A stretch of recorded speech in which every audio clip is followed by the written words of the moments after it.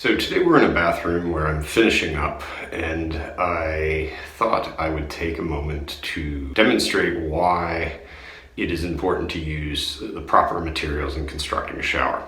This shower we did a regrout on, a floor overlay, and we rebuilt the threshold. And the reason why we did all of this was improper substrates and fastening materials were used. I can still demonstrate this even though the work has already been done. So what I'm going to do is show you a couple of things, and while this looks pretty much brand new, there are some residual things that we just could not take care of. So this is the new floor, and these are the tiles, and while this grout looks bright white and brand new, there are a couple of things that you will notice here. Some staining here and along that edge, and this right here. When we rebuilt the threshold, as I was pulling things away, I noticed that the substrate, which was a cement board, was nailed to the 2x4 curb, and the nails were rusting. And you can see that rust right here on this tile that we removed.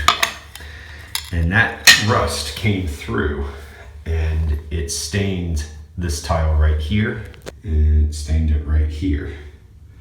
And those are nails that are holding the backer board in place. Instead of the plain nails that they had used, if they had chosen treated screws that are used for either Durarock or Hardie Backer board, or if they had painted the surface with a liquid membrane, these rust spots would not have occurred. Now, you'll also notice this staining here that I pointed out before. That exists in a lot of places around this perimeter. When water from the shower hits the shower floor, most of it flows into the shower drain, but some of the water soaks in through the grout lines and saturates the mortar bed. If the mortar bed becomes completely saturated, water wicks up into the porous wall boards around the perimeter, and the moisture can get trapped behind the lower rows of tile, causing darkening and sometimes rust stains from untreated screws. And we also have areas where the mold has grown into the tile and it is underneath the glazing. And that's because the mold grew into the original grout and then up through the unglazed portion of the tile and into the tile. And now that's staining. There is nothing we can do to get that out.